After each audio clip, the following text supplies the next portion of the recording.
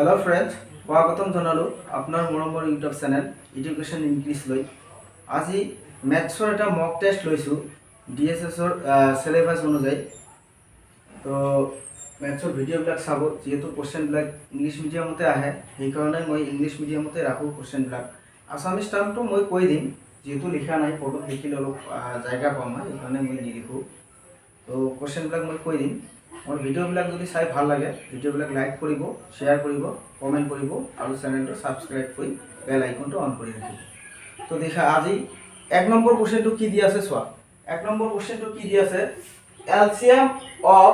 two positive number is 3 times of HCF if the product of the LCM and HCF is 867 then find the number আমাক কৈছে কি যে দুটা positive number LCM जो আছে এটো HCF ৰ 3 গুণ যদি LCM আৰু HCF ৰ গুণফল 867 হয় তেন্তে আমাক নাম্বাৰ দুটা ফাইন্ড আউট কৰিব দিছে সো আমাক কৈছে কি HCF LCM কাৰ 3 টাইম HCF ৰ 3 টাইম HCF ৰ 3 টাইম আমাক এইটো কৈছে হয় না যদি LCM 3 হয় তেনেহলে HCF কি হ'ব 1 হ'ব হয় না তেনেহলে সোয়া এইবিলাক কোশ্চেন একচুয়ালি বেসিক নকৰি অপশনৰ পৰা কৰিলে বেছি ভাল সোয়া আমাক চাব লাগিব সোয়া এই অপশনত সোয়া যে LCM কত 3 গুণ আছে HCF ৰ তেনেহলে 17 3 গুণ 51 হয় তেনেহলে LCM HCF ৰ 3 গুণ বাকি অপশন বিলাকো সোয়া 27 3 গুণ 81 তেনেহলে এইটো তো सेम আছে 3 গুণ আছে তেনেহলে যদি মই HCF 13 ধৰো তেনেহলে LCM 39 ইয়াতো 3 গুণ আছে ইয়াতো 3 গুণ আছে তেনেহলে ইয়াৰ পৰা মই তো ক'ব নোৱাৰো যে কোনটো LCM HCF ৰ 3 গুণ আৰু এটা কন্ডিশন লগাই দিছে কি যে LCM আৰু HCF ৰ গুণফল মানে পূৰণফল কিমান হ'ব লাগিব 867 তেনেহলে আমি এটা কৈ অপশন চেক কৰি চাম এক নম্বৰ অপশনটো চেক কৰি চাও যে এই দুটাৰ মাল্টিপ্লাই কৰিলে 867 আছে আহে নে নাই 17 আৰু 51 এই দুটা যদি মই মাল্টিপ্লাই কৰো তেনেহলে 17 1 গুণ 17 5 7 গুণ 35 এর 5 কেরি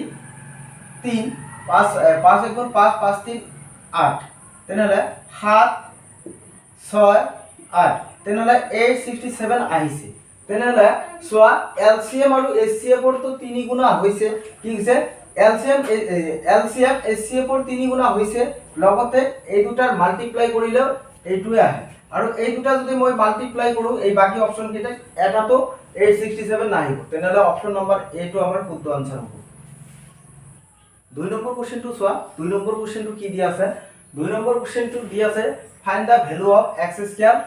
মাইনাস y স্কয়ার যদি ইয়াত এইফে আছে যদি x y 2 আৰু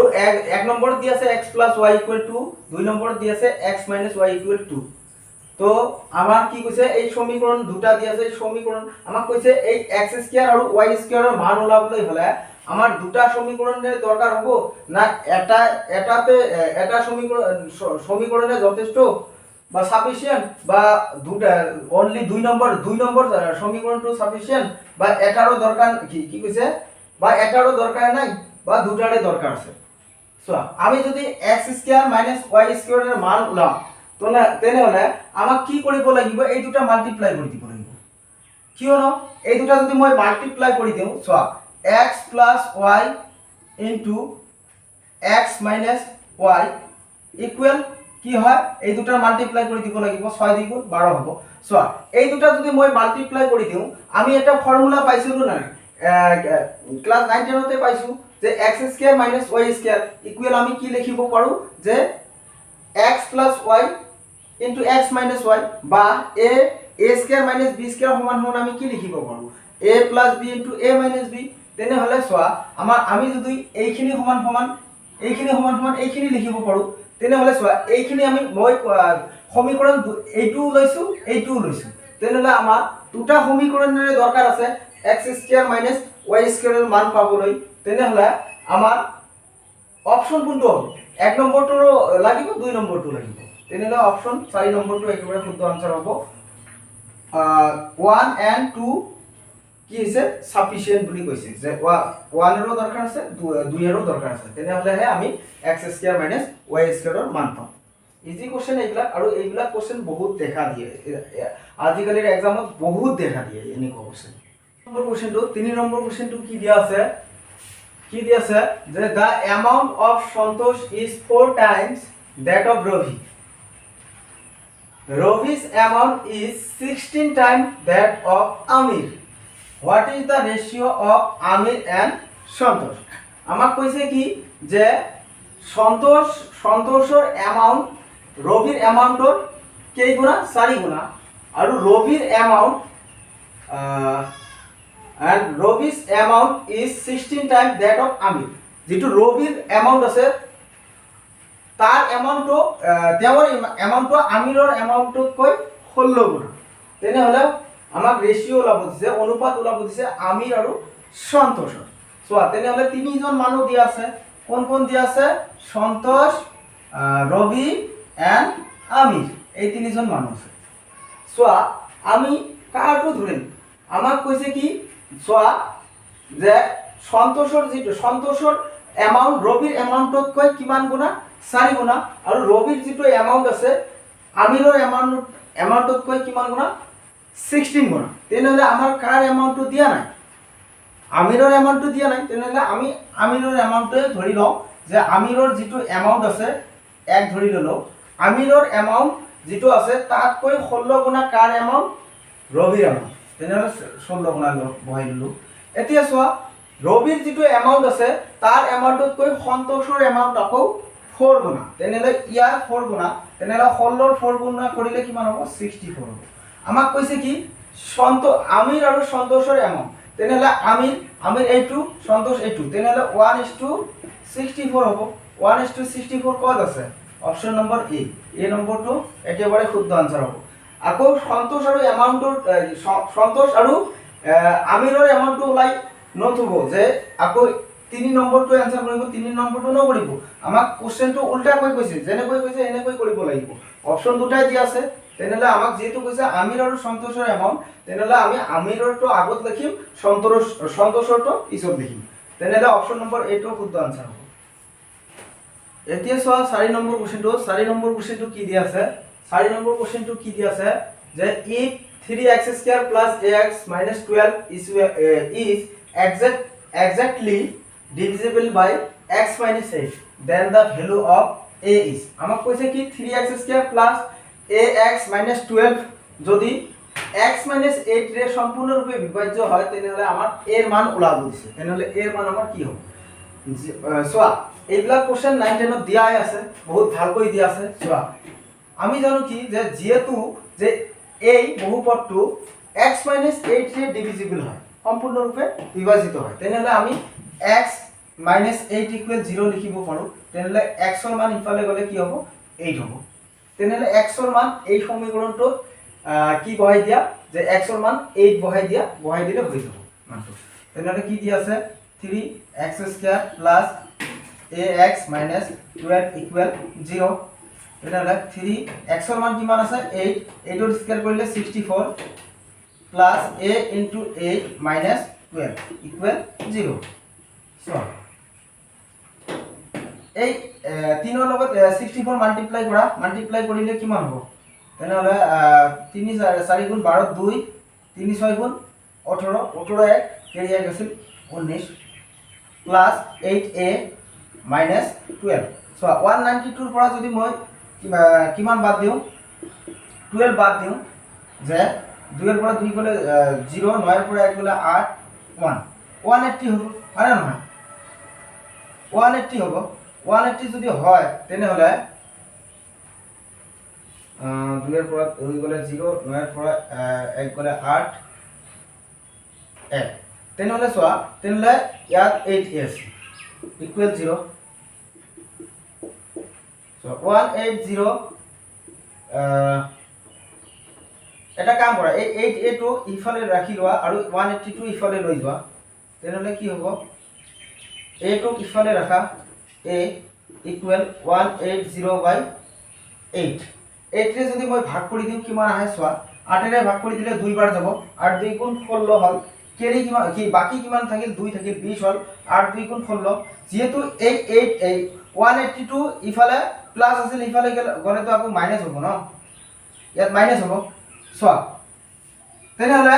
বাকি কিমান থাকিল যে 18 180 আছে 8 ৰে যদি মই ভাগ কৰি দিও তেনেহলে 18 লৈকে কিমান বাৰ যাব 2 বাৰ যাব 8 2 গুণ 16 হ'ব বাকি কিমান থাকিল আকৌ 2 বাকি থাকিল 20 হল আকৌ 2 ৰে ভাগ কৰি দিলে কি 8 ৰে ভাগ কৰি দিলে 2 বাৰ যাব 16 লৈকে যাব তেনেহলে কিমান বাকি থাকিল 4 বাকি থাকিল তেনেহলে দশমিক লগালে কিমান হল আৰু এটা 0 আহিব 4 লগত 0 লগালে কিমান হ'ব 40 হ'ব 40 ক 8 ৰে ভাগ কৰি দিলে কিমান হ'ব 5 বাৰ যাব যেহেতু মাইনাস আছে মাইনাস বহাই দিয়া তেনেহলে 22.5 কত আছে অপশন নম্বৰ ডি টো একেবাৰে শুদ্ধ আনসাৰ 5 নম্বৰ কোশ্চেনটো চোৱা 5 নম্বৰ কোশ্চেনটো কি দি আছে যে সলভ দা ফলোইং এক্সপ্ৰেশন কি কৈছে এই সমীকৰণটো আমাক সমাধান কৰিব দিছে তেনেহলে চোৱা সমাধান কৰা এইটো এই কি দি আছে সমীকৰণটো যিখিনি প্লাস খিনি একেলগ কৰা আৰু মাইনাস খিনি মাইনাস কৰি দিয়া চোৱা কি দি আছে 5.032 তাৰ পিছত 150.03 150.030 লগাই দিয়া একো দশমিকৰ পিছত 0 লগালে একো নহয় আকৌ কি দি আছে 40.000 লগাই দিয়া এইখিনি এড কৰি 30.50 মাইনাস কৰি দিলে হৈ গল 26051 এইখিনিৰ পৰা 30.50 মাইনাস কৰি দিয়া 30.50 এইবিলাক 0 লগাই দিব পৰা অসুবিধা নাই 2 6 এতিয়া চোৱা 0 ৰ পৰা তো 5 না যায় তেনেহলে 1 ধাৰ কৰি লও ধাৰ কৰি দিলে 10 10 ৰ পৰা 5 গলে 5 হ'ব দশমিক আছে লগাই দিয়া ইয়াত কিমান আছে 4 আছে ইয়াত কিমান আছে 9 ৰ পৰা 3 গলে কিমান থাকিল 6 আৰু 1 তেনেহলে 164.562 অপশন বি টো একেবাৰে শুদ্ধ আনসাৰ এইবিলাক খালি ক্যালকুলেশন কৰিলে হয় কেতিয়াবা দিয়ে এনেকুৱা কোশ্চেন এনেকুৱা যে নহয় যে না দিয়ে ইজিলি সকলোৱে পাৰিব এইবিলাক ফ্ৰী নম্বৰ এতিয়া চোৱা 6 নম্বৰ কোশ্চেনটো কি দি আছে 6 নম্বৰ কোশ্চেনটো এটা প্ৰফিট লসৰ পৰা কোশ্চেন দিছে কৈছে কি Hari buys a car and spends 3000 টকা কি কৈছে spent 3000 on its repair if he sold the car for 58,000 and made a profit of 16%, how much did he pay the car? Question হয়তো বহুতে বুজি পাইনে সোয়া মই কোশ্চেনটো আসামিছত কৈছো যে কি কৈছে যে হৰি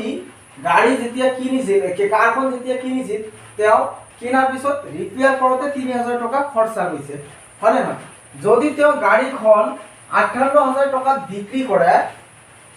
আৰু কি কৰে এই গাড়ীখনত কি কৰে এন্ড মেড এ প্ৰফিট 16% কি কৈছে 58000 টকা যেতিয়া বিক্ৰী কৰিছিল তেতিয়া তাৰ 16% কি হৈছিল লাভ হৈছিল তেনেহলে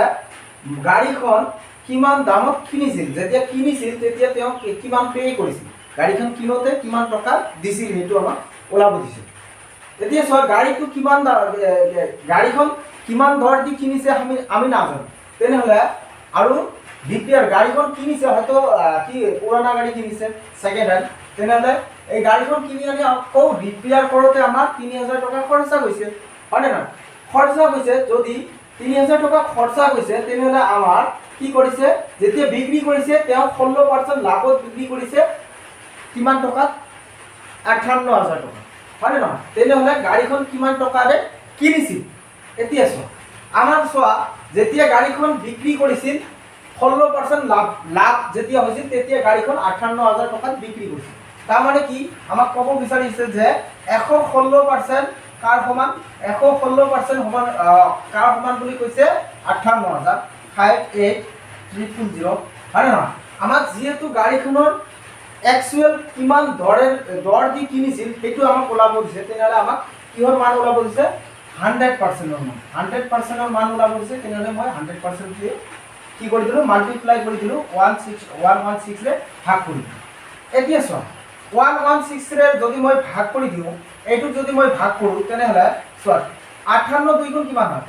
58 গুণ 58 হয় নহয় 58 দুই গুণ 116 দুই বাৰ যায় তেনেহলে ইয়াত কিমান হয় 1000 2 কাটি দিলে কিমান বাৰ যাব 5 হয় নহয় 5000 বাৰ যাব হয় নহয় ইয়াত কি আছে একক দশক শতক 500 বাৰ যাব হয় নহয় তেনেহলে 5 এৰে একক মাল্টিপ্লাই কৰিলে কিমান হ'ব 5 আৰু কেইটা জিৰ আছে দুটা ইয়াত ওপৰত দুটা তলত দুটা তেনেহলে 50000 টকা হয় নহয় 50000 টকা তাৰ পিছত গাড়ীখন যেতিয়া ৰিপেয়াৰ কৰিছিল তেতিয়া গাড়ীখনত তো খৰচা গৈছিল কিমান 3000 টকা হয় নহয় আমাক কৈছে কি গাড়ীখন কিনিছিল কিমান তেওঁ তো ৰিপেয়াৰ কৰোতে 3000 টকা খৰচা গৈছে তেওঁ গাড়ীখন কিনিছিল একচুয়ালি চোৱা কিনিছিল তেওঁ কি কৈছে যেতিয়া খৰচা মিলি আমাৰ খৰচা মিলি গাড়ীখন 50000 টকা কিনিছিল যেতিয়া মানে কি ৰিপেয়াৰৰ দামটো ধৰি যেতিয়া ৰিপেয়াৰ কৰিছিল সেইটো ধৰি গাড়ীখন কিমান দামত কিনিছিল 50000 টকা তেনেহলে আমাক কৈছে কি গাড়ীখন যেতিয়া কিনিছিল ৰিপেয়াৰ কৰাৰ আগত সেইটো আমাক ওলাব দিছে তেনেহলে আমি 3000 টকা ইয়াৰ পৰা মাইনাস কৰি দিম কিমান হ'ব তেনেহলে 47000 টকা 50000 ৰ পৰা 3000 টকা বাদ দিলে 47000 টকা 47000 টকা গাড়ীখন যেতিয়া কিনিছিল তেতিয়া পে কৰিছিল 47 পদ আছে অপচন নম্বৰ 3 এইটো একেবাৰে শুদ্ধ আনসাৰ হ'ব এতিয়া চোৱা 7 নম্বৰ কোৱেশ্চনটো 7 নম্বৰ কোৱেশ্চনটো একেবাৰে ইজি হয় চোৱা আমাক কৈছে কি 25 by 3% of which number is 150 আরে না কি কৈ আছে যে 25 by 3% কোনটো নাম্বাৰৰ 150 ৰ সমান হয় বুলি কৈছে এইটো আমাক কৈছে তেনেহলে চোৱা যে আমি কি কৰিম আমাক তো নাম্বাৰটো দিয়া নাই হয় না নহয় আমি কি কৰো নাম্বাৰটো ধৰি ললো নাম্বাৰটো x তাৰ কিমান পাৰ্সেন্ট 25 by 3 যেহেতু পার্সেন্ট আছে পার্সেন্ট মানে কি 1/100 হয় না নহয় পার্সেন্ট মানে 1/100 হয় না নহয় 1/100 কার সমান বুলি কৈছে 150 এইটো হয় তেনেহলে কি কৰা 25 দি কাটি দিয়া 25 দি যদি মই কাটি দিও 25 এৰে কাটি দিলে কেইবাৰ যাব 25 এৰে 5 এৰে কাটি দিয়া 5 এৰে কাটি দিলে কিমান বাৰ যাব 5 এৰে কাটি দিলে 5 বাৰ যাব 5 এৰে কাটি দিলে 30 বাৰ যাব হয় না নহয় আকৌ চোৱা এতিয়া চোৱা 5 এৰে এইটো কাটি দিলে কিমান বাৰ যাব 20 বাৰ যাব হয় না নহয় তেনেহলে ইয়াত কিমান থাকিল x থাকিল ইয়াত 3 20 গুণ 60 হল এই 60 তো ইফালে ভাগ হৈছে ইফালে লৈ গলে কি হ'ব মাল্টিপ্লাই হ'ব তেনেহলে 30 ইনটু কিমান হল 60 এই দুটা মাল্টিপ্লাই কৰিলে কি হ'ব 18 গ্ৰাম হৈছে তেনেহলে 18 হ'ল তেনেহলে আমাৰ নাম্বাৰটো কি আছিল 18 হ'ল 1800 আছিল 1800 তো একেবাৰে শুদ্ধ আনসাৰ হ'ব এইবিলাক কোৱেশ্চন ভেৰি ইজি হয় 8 নম্বৰ কোৱেশ্চনটো চোৱা 8 নম্বৰ কোৱেশ্চনটো কি দি আছে যে 286 pencil present in a box are to be distributed among the 3 children in the ratio 1/2 1/3 1/4 find the number of pencil received by the first children আমাক কৈছে কি যে এটা বাকচত 286 টা কি আছে পেন্সিল আছে এই পেন্সিল কেইটা তিনিটা বাচ্চাক ভগাই দিয়া হৈছে কি অনুপাতত যে 2 ভাগৰ 1 অনুপাতত 3 ভাগৰ 1 অনুপাতত 4 ভাগৰ 1 অনুপাতত তেনেহলে প্ৰথমজন বাচ্চা কিমানটা কি কৈছে কিমানটা পেন্সিল পাইছে কি কৈছে প্ৰথম বাচ্চাজন কিমানটা পেন্সিল পাইছে আমাক সেইটো ওলাব দিছে চোৱা আমাৰ ফ্ৰেকশন খিনি কি দি আছে প্ৰথমটো বাচ্চাৰ কাৰণে আধা তেনেহলে 1/3 তাৰ পিছতো কি দিছে 1/4 এইখিনি দি আছে এতিয়া চোৱা আমি এই ফ্ৰেকশনৰ পৰা তো ক'ব নোৱাৰো কাৰ কিমান ভাগ আছে ইয়াৰ পৰা ডাইৰেক্ট ইয়াত আছে নাম্বাৰ দি আছে ইয়াত ফ্ৰেকশন দি আছে তেনেহলে মই এই ফ্ৰেকশনটো নাম্বাৰলৈ পৰিৱৰ্তন কৰিলে কি কৰিম এইটো তোমালোকে এলসিএম কৰিব পাৰা বা এই কি যে কি হৰবিলাক সমান কৰিব পাৰা তেনেহলে আমি ইমানখিনি নকৰো এইবিলাক বেসিক নিয়ম হয় হৰ সমান কৰিব পৰা কি মই কি কৰিম যে 2 3 আৰু 4 কি কৰিম এলসিএম 2 3 4 এলসিএম 12 হয় না 12 ৰে এই 12 মই 2 এৰে ভাগ কৰিলে কিমান বাৰ যাব 6 এই 6 ৰে যদি মই একক মাল্টিপ্লাই কৰি দিও 6 হ'ব 3 ৰে যদি মই 12 ভাগ কৰি দিও কিমান হ'ব 3 ৰে ভাগ কৰি দিলে 4 বাৰ যাব 4 লগত 1 মাল্টিপ্লাই কৰিলে 4 হ'ব 4 ৰে 12 ভাগ কৰিলে 3 হ'ব 3 ৰে একক মাল্টিপ্লাই কৰিলে 3 হ'ব এতিয়া চোৱা এ ভাগ পালো 6, বি ভাগ পালো ধৰি লও 1 নম্বৰ বাচ্চাটোৰ ভাগ পালো 6, 2 নম্বৰ বাচ্চাটোৰ 4 আৰু 3 নম্বৰ বাচ্চাটোৰ 3 পালো হয় না। এতিয়া চোৱা এই যেহেতু পেন্সিলৰ সংখ্যাত দিয়া আছে নাম্বাৰত দিয়া আছে আমি এই ফ্ৰেকশন যিবিলাক অনুপাত দি আছে অনুপাতবিলাকো মই ফ্ৰেকশন ভাঙি কি কৰিলো নাম্বাৰ লৈ পৰিৱৰ্তন কৰিলো। এতিয়া চোৱা টোটাল ষ্টুডেন্ট কিমান পেন্সিল ভাগ কৰি দিছিল যে 286 মানে 286টা। তেনেহলে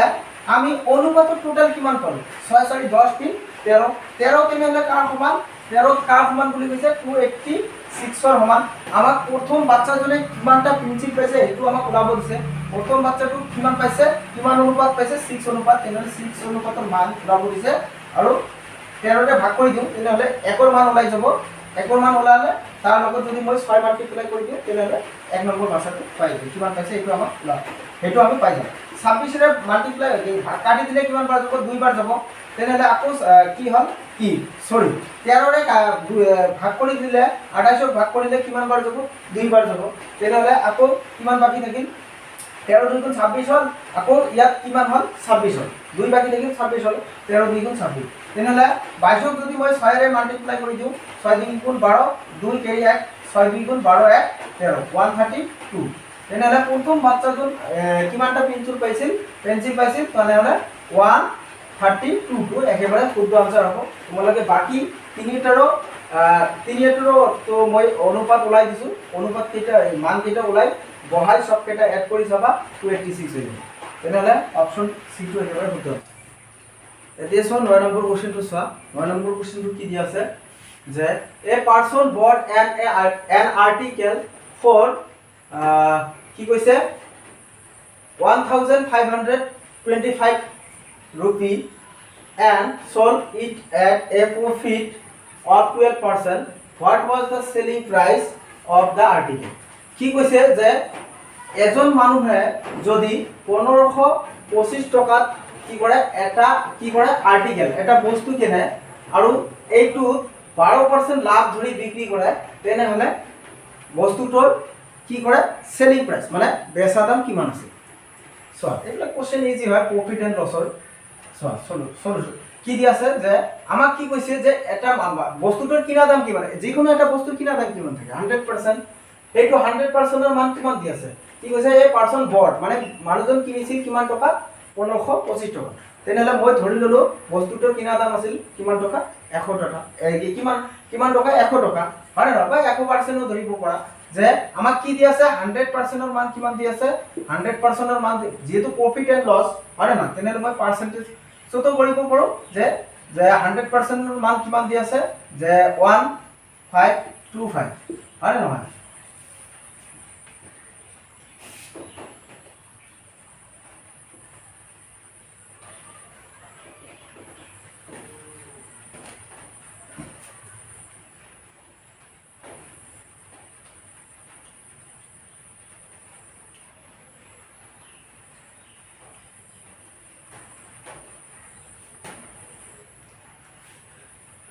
এতিয়া চোৱা 9 নম্বৰ কোশ্চেনটো চোৱা 9 নম্বৰ কোশ্চেনটো কি দি আছে 9 নম্বৰ কোশ্চেনটো দি আছে কি এ পারসন বট N article for 1525 and sold it at a profit of 12%. What was the selling price of the article? আমাক কৈছে কি যে এজন মানুহে কি কৈছে 1525 টকাত এটা বস্তু কি কৰে কিনে আৰু এইটো 12% লাভত বিক্ৰী কৰে তেনেহলে বস্তুটোৰ বেচা দাম কিমান আছিল সেলিং প্ৰাইস কিমান আছিল হয় না। আমি চোৱা যিকোনো এটা বস্তু এইবিলাক কোশ্চেন আমি 100 যিকোনো এটা বস্তুৰ কিনা দাম আমি 100 টকা বুলি ধৰিব পাৰো যে ধৰি ললো যে বস্তুটোৰ প্ৰথমতে দাম কিমান আছিল 100 টকা তেনেহলে তেওঁ কিনিছে কিমান দি 1525 টকা তেনেহলে 100 কাৰ সমান হ'ব 1525। আমাক কৈছে কি কিমান লাভত বিক্ৰী কৰিছে বস্তুটো 12% লাভত বিক্ৰী কৰিছে তেনেহলে 100 টকা যদি কিনা দাম আছে 12% 100 টকাত 12% লাভ তাৰ মানে কি 112 টকাত বিক্ৰী কৰিছে তেনেহলে 112 টকাত বিক্ৰী কৰিছে হয় না 112 টকাত যদি বিক্ৰী কৰে তেনেহলে আমাক কিহৰ মান ওলাব দিছে 112% 100 ৰে ভাগ কৰি দিয়া চোৱা 5 যদি মই ভাগ কৰি দিওঁ 20 বাৰ যাব, 5 কাটি দিলে কিমান বাৰ যাব 3 বাৰ যাব 0 5 হয় না আকৌ 5 যদি মই কাটি দিওঁ 4 বাৰ যাব, 5 কাটি দিলে 5 6 গুণ 30 আৰু 5 গুণ 5 হয় না 4 এইটো কাটি দিয়া 4 কাটি দিলে কিমান বাৰ যাব 4 2 গুণ 8 হ'ব আৰু বাকি কিমান থাকিল 3 4 8 গুণ তেনেহলে 32 হ'ল 4 8 গুণ 32 28 আৰু 61 মাল্টিপ্লাই কৰিলে যিমান হ'ব ইমানে হ'ব তেনেহলে 28 61 8 2 6 গুণ 48 8 কেৰি 4 6 2 গুণ 12 4 16 কিমান হ'ল 8 0 হয় না নহয় 2 আর 8 10 0 কেরি 1 7 1 তাহলে 1708 টাকা 1708 টাকা বস্তুটোর কি আছিল সেলিং প্রাইস আছিল যদি বস্তুটো 1525 টাকা কিনিছিল তাহলে 1708 টাকা যদি বিক্রি করে তাহলে 12% লাভ হয় এটু আমরা বলা হইছে এটু বুঝতে আছে 10 নম্বর কোশ্চেনটো সোয়া 10 নম্বর কোশ্চেনটো কি দিয়া আছে the angle of a triangle are in the ratio কি রেশিওগুলো কি দিয়া আছে 3:4:5 find the value of angle আমাক কি দিয়া আছে এটা কি দিছে ট্ৰায়াঙ্গেলৰ অনুপাত তিনিটা দিয়া আছে তেনেহলে আমাক অ্যাঙ্গেলৰ কোন তিনিটাৰ মান ওলাব দিছে ঠিক আছে এইবিলাক কোশ্চেন ইজি হয় সোয়া যে আমাক অনুপাত তিনিটা কি দিয়া আছে 3:4:5 হয় না নহয় আমি জানো কি যে এটা ত্ৰিভুজৰ কোন তিনিটাৰ যোগফল কিমান দি আছে কোন তিনিটাৰ যোগফল কিমান হয় এটা ত্ৰিভুজৰ কোন তিনিটাৰ যোগফল কিমান হয় 180 ডিগ্ৰী তেনেহলে এই কোন তিনিটাৰ অনুপাত কিমান দি আছে 3:4:5 তেনেহলে 9 3 12 তেনেহলে 12 কার সমান 180 ডিগ্রি সমান যেহেতু তিনিটা কোণৰ মানে 180 ডিগ্ৰি আৰু কোন তিনিটাৰ অনুপাত কিমান দি আছে ইমানে তেনেহলে টোটাল যোগ কৰিলে অনুপাতত কিমান পালো 12 পালো 12 কার সমান 180 সমান তেনেহলে 1 কার সমান হ'ব 180/12 বা 6 রে কাটি দিলে 2 6 রে কাটি দিলে 3 0 তেনেহলে 15 একর মান কিমান হলো 15 এই 15 রে অনুপাতক মাল্টিপ্লাই কৰি দিয়া অনুপাত কি আমাৰ অ্যাঙ্গেল বিলাক ওলাই যাব 3 15 45 4 15 60 5 15 75 তেনেহলে 45 60 75 কত আছে অপশন ডি টু একেবাৰে শুদ্ধ আনসাৰ হ'ব তো আজি মই এইটো প্ৰ্যাকটিস সেটত কি কৰিছো 10টা কোশ্চেনে ৰাখিছো সিলেবাস অনুযায়ী তোমালোকে ভিডিওবিলাক চাব যদি উপকৃত হয় লাইক কৰিব কমেন্ট কৰিব আৰু যদি কোনোবাই নতুন আহি আছে চেনেলটো তেনেহলে চেনেলটো সাবস্ক্ৰাইব কৰি বেল আইকনটো অন কৰি ৰাখিব আৰু ফিডব্যাকবিলাক দিবা ক্লাছবিলাক কেনেকুৱা লাগে কেনেকুৱা ধৰণৰ কোশ্চেন লাগে ফিডব্যাক নিদিয়াৰ কাৰণে মই বেছি ভিডিও বনাবলৈ মানে ইচ্ছুক নহয় তোমালোকে ফিডব্যাকবিলাক দিবা দিলেহে ময়ো বেছি কৈ কি কৰোঁ ইচ্ছুক হওঁ ভিডিওবিলাক বনোৱাৰ কাৰণে তোমাৰ যাতে লাভ হয় আৰু কি কৰিব ভিডিওবিলাক শ্বেয়াৰ কৰিব বেছি তো আজিৰ ভিডিওটো ইয়াতে শেষ কৰিম থ্যাংক ইউ